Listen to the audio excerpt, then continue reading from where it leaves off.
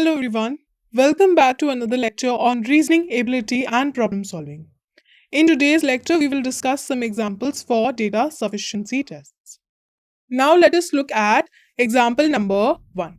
Example number 1 says that certain direction is given to us. It says that in each of these questions given below, one question and below it 2 or 3 statements are given. So in the previous lecture, we discussed that there are two types of problems in data sufficiency. Type 1 is based on 2 statements. Type 2 is based on 3 statements. Both of them have the exact same approach. It is just that type 3 has more data in compared to type 2. We have to determine basically whether the data given in these statements is sufficient to answer the question. So I can say that the objective of data sufficiency test is not to find the answer. We don't have to find the answer to the question. We basically have to determine the sufficiency of data. We have to determine the sufficiency of data. This is the objective of data sufficiency tests. Okay. Now let us look at example number 1. Example number 1 says that there are 5 people, A, B, C, D and E, and they have different heights. We have to find who is the third tallest. So we have to identify the third tallest person. Now over here I'm taking the tallest person and over here I'm taking the shortest person. Okay. Now, first statement says that E is only shorter than B. So B will be over here. E is only shorter than B. So we will have 3 people over here. We have to find the third tallest. That means we have to identify this particular position. Is the data given in statement number 1 enough to find this place answer? Therefore, statement 1 alone is not sufficient. Okay. Now let us look at second one. Second one says that C is only taller than A. That means if we have 5 people, C is only taller than A. So this is the position. We have to find this one. Can we identify the person in this position based on statement 2? No. So I can say that data neither in statement 1 alone nor in 2 alone is sufficient to find the answer. Okay, but now if I combine statement 1 and statement 2, so I am combining statement 1 and statement 2. So if I combine them, I am writing over here. If I combine the statements, I can see B will come over here and E will come over here. Correct? If I do 1 plus 2, B will come over here and E will come over here. The only person remaining is D. So automatically D will come over here. Then I can find the position of the third tallest, correct? Then I can find the position of the third tallest person. So basically, I need the data in both statement 1 and 2. So data in both statement 1 and 2 is sufficient to answer the question. Clear? So if I look at the options, over here I can see that fifth option says that both statement 1 and statement 2 together are necessary to answer the question. Therefore, this one will be my answer. Option number 5. Clear? Moving on to example number 2. Example number 2, we have to find out how many sisters does K have. How many sisters does K have? Based on statement 1. Statement 1 says that M is the sister of K. So, M is there and we have M is the sister of K. K's gender is not known, correct? This we discussed in blood relations. So K's gender is not known, M is the sister of K. So can we tell how many sisters of K there are? We can tell that there is one sister which is M, but in totality how many sisters there are we cannot tell, correct? That much information is not given to us. So basically I can say that statement 1 is not sufficient. Correct? Statement 1 is not sufficient.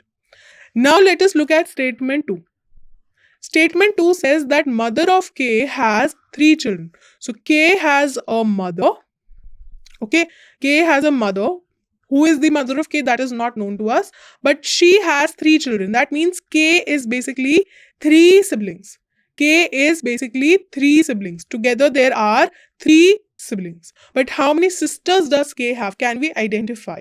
No, because we don't know whether they are male or female. Correct? We don't know whether they are male or female. So I can say that statement 2 is also not sufficient. Statement 2 is also not sufficient to answer the question whether how many sisters does K have. Now if I combine statement 1 and 1 and 2. If I combine statement 1 and 2, I can say, okay, K has a sister M. K has a sister M. So M is female. We will get from 1 and 2. Okay, so 1 and 2 we will get that, okay, M is the sister of K. But the third person over here, their gender is still unknown. So K can either have one sister or K can also have two sisters if this is a female. If this is a male, K can have one sister and K can have two sisters. So I told you in data sufficiency, we look for definitive answers, correct? We look for definitive answers. So we have a possibility of either one sister, correct? We have a possibility of either one sister or two sisters. So is this a definite answer? No, this is basically a not definitive answer. Not definitive answer. So if this is not definitive, I can say that statement 1 and 2 together are also not sufficient. So together also statement 1 and 2 are not sufficient to answer the question. So my solution will be, I can say that option number 4, statement 1 and statement 2 together are not sufficient. Correct? This will be my answer. Moving on to example 3, here we have 3 statements. Now, we have to identify among 1, 2, 3, 4, 5, 6 who is the tallest person. Among 6 people, we have to determine the tallest one. Now, statement 1 says, based on statement 1, I can say X is taller than W but smaller than U. So, I am taking taller side to be this side and shorter side to be this side. Okay, so it is given to us that X is taller than W but smaller than U and U is smaller than T.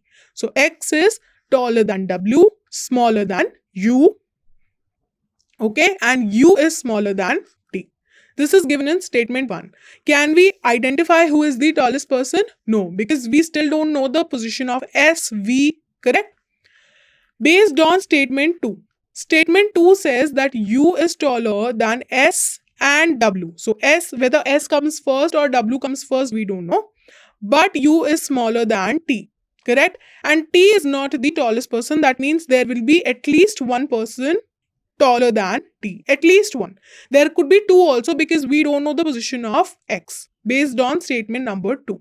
So I can say that statement 1 is not sufficient and statement number 2 alone is also not sufficient. Correct? We have to find the tallest person. Now looking at statement number 3. Statement number 3 says that V is taller than T and U. So V is taller than T and U, but which comes first we don't know. And W is not the smallest person. So W is not the smallest. Correct? W is not the smallest. So this much information we know from 3. Now I will start from, this much information also does not gives us the answer that who is the tallest. Therefore, this one, 3 alone is also not sufficient. Now I am combining 1 and 2.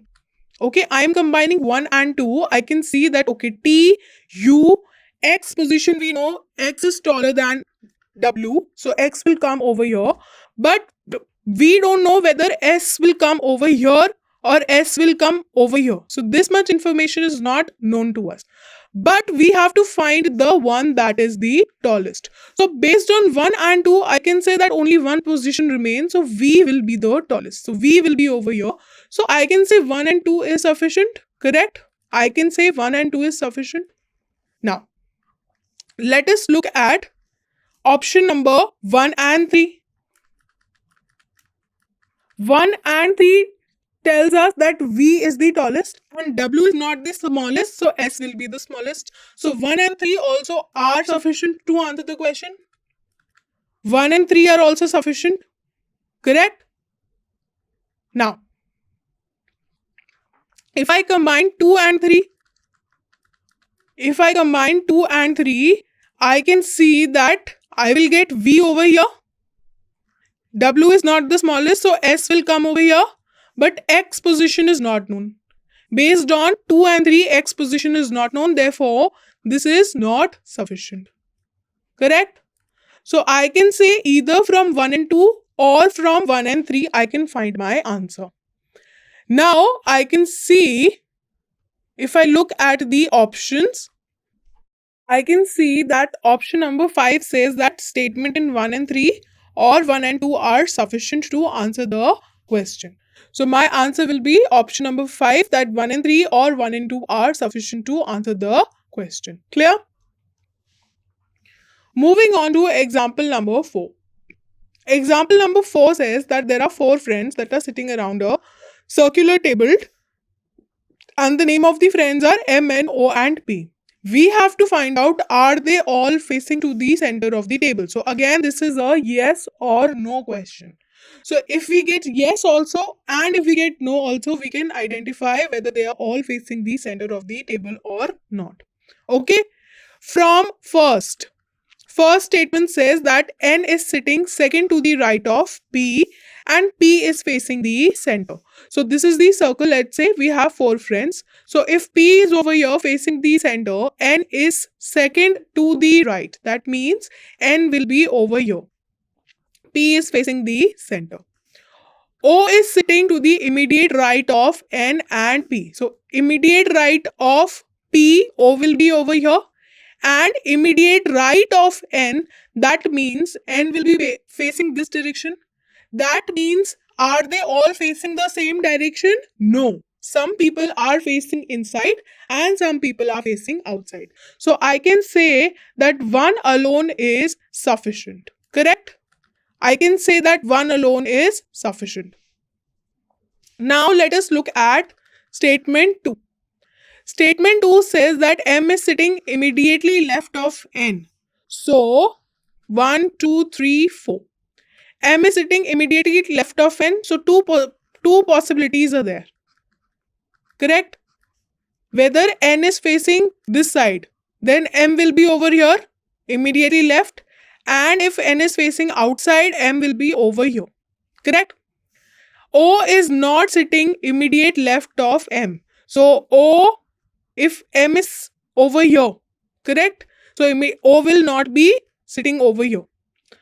So O is not here, M is not O is not sitting immediate left. That means O will be facing this side. That is why O cannot come here, correct? O is sitting immediate right of P. So P is over here, O will be sitting over here.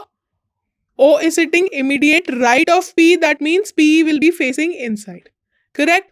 And over here, I can say that P is basically over here and O is sitting to the immediate right, that means O will come over here. So we have many possibilities, and in each possibility, some people are facing inside and some people are facing outside. So I can say that, are they all facing towards the center? No. Correct? So 2 is also sufficient. 2 is also sufficient. Okay. Now let us look at possibility number 3. Possibility number 3. Possibility number 3 or statement number 3 says that P is sitting between M and O. So P is here, M, O is here, or second possibility that P is here, we have M over here and O over here. Correct?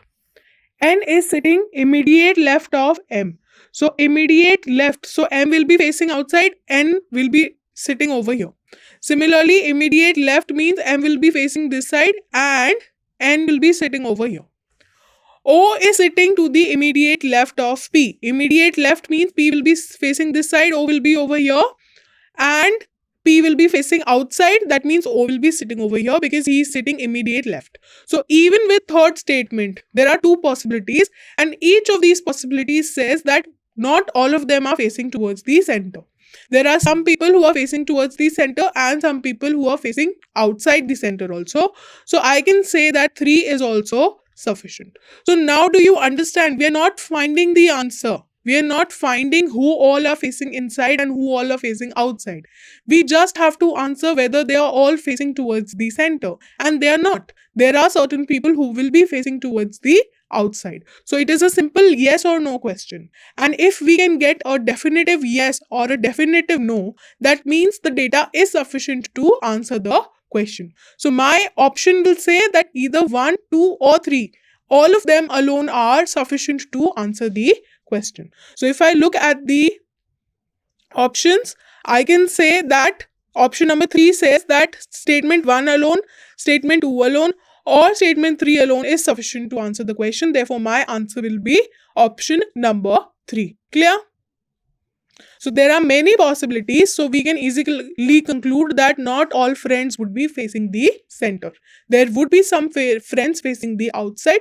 Therefore, all of them individually can answer to this question. Clear? Moving on to example number 5. Example number 5 says that there are 6 people. They are living in a 6-floored building and each of them live in one apartment of the building. The building are from 1 to 6th floor. Ground floor is 1 and then 2 and so on. So we have 6 floors. I am writing them over here. 1, 2 or 1, 2, 3, 4, 5, 6 floors. Okay, 6 floors are there. Statement 1 says that in which floor C and B are living, there is only one floor between them. So between C and B, there is only one floor and A is living in an even numbered floor. Okay, so A is living either on 6 or 4 or 2. Correct? 3 possibilities. We have to find who is living on the ground floor. So between C and B, there are one floor. There is one floor between C and B. There is one floor. So it could be like this. Correct? Either C is up or B is up. Correct? So based on statement 1 alone, I cannot find the answer to the question. So this is not sufficient. Statement number 2. Statement number 2 says that E is not living in even number floor. So if I take statement number 2, 1, 2, 3, 4, 5, 6. E is not living on an even numbered floor. That means E lives on an odd numbered floor. So E will live over here. E will live at the third one or E will live at the first one. Correct? B is living in even numbered floor. So B can live either at 6, 4 or 2. So at 6 also we can have B, 4 we can have B and at 2 we can also have B. Correct? B is not living on top floor. That means at this position we cannot have B. We can have B at 4th or 2nd. So B is at 4th or 2nd. So this much possibility I am getting from second equation. So this is also not sufficient to answer whether who is living on the ground floor or not. Correct? Now let us look at the third one. The third one says that D is living in odd numbered floor. So D can live at 5, D can live at 3 and D can live at 1. Correct? In which floor D and A are living, there are 2 between them. So between D and A we have 2. So 1, 2, A can be over here. Correct?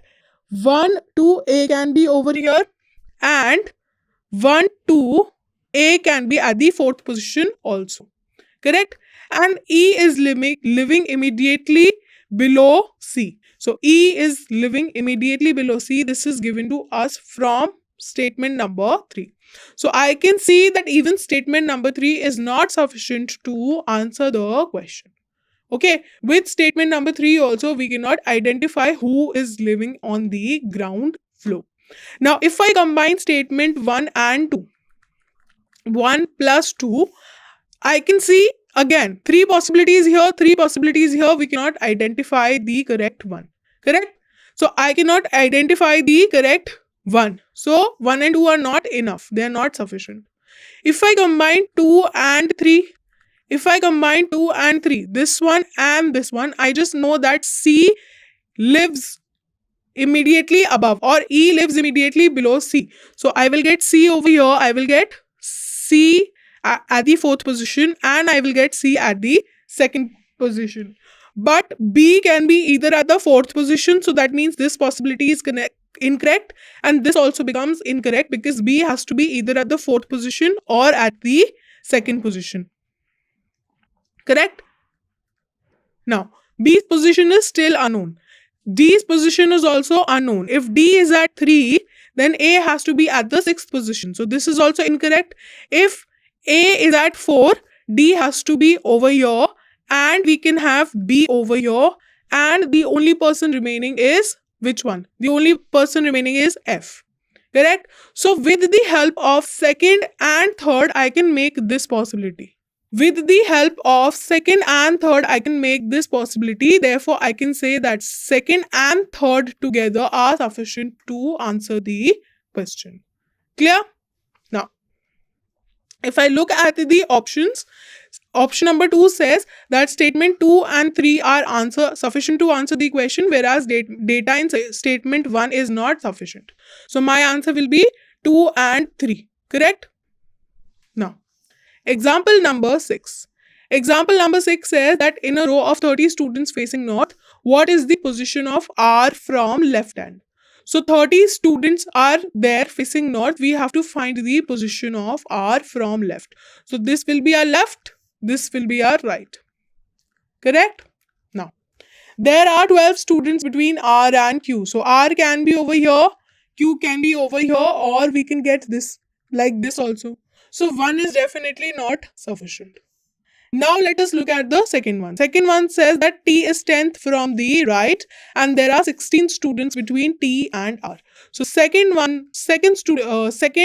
statement says that T is, before T there are 9 students, T is 10th from the right. So we have 9 students and then there is T from 10th from the right. Correct? And between T and R, there are 16 students. So we have to identify the position of R from left. So I can see up till here we have 10, then we have 26 and 27. So over here I will have only 3 students, correct? Because there are a total of 30 students. So I can see 9 student here, T is the 10th one, 16 over here. So that means 10 plus 16, 26 plus 1 position for R. So 27. So 27 out of 30 means 3 positions remain, 3 students remain that we can place over here. So with the help of this, from the left hand, I can say R is basically 4th from the left. R is basically 4th from the left. This will be my answer. So my correct answer I can find with only option number 2. Therefore, option number 2 is sufficient, or statement number 2 is sufficient. So if I look at the options, option number 2 says that statement 2 is sufficient, but statement 1 is not sufficient. So this will be my correct answer to this question. Clear? Now let us look at example number 7.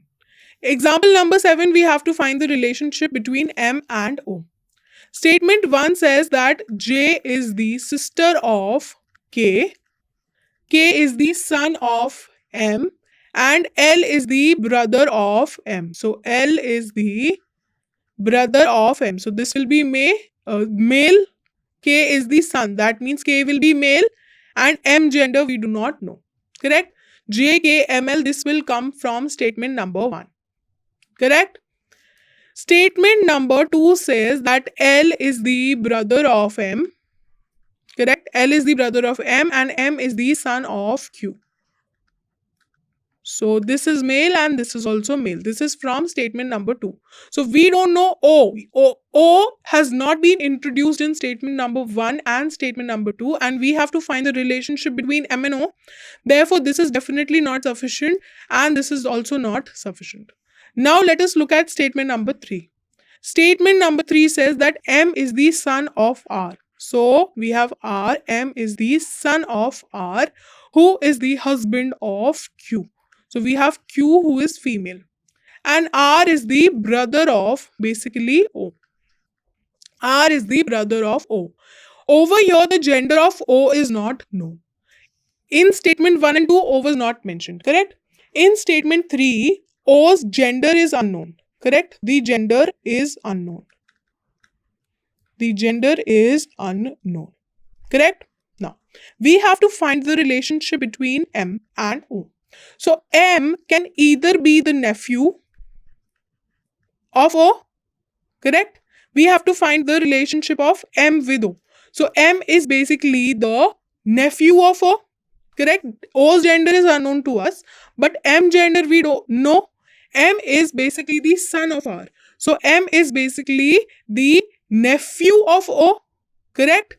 So I can say that with the help of statement 3, I can find the answer. Therefore, statement 3 is sufficient. Statement 3 is sufficient. So 1 alone is not sufficient, 2 alone is not sufficient, but 3 alone is sufficient. So I can say that 1, 2 are basically not sufficient, but 3 is definitely sufficient. 3 is definitely sufficient. So my answer will be option number 3 is sufficient to find the relationship between M and O. M is the nephew of O. Clear? So this concludes today's lecture. Thank you.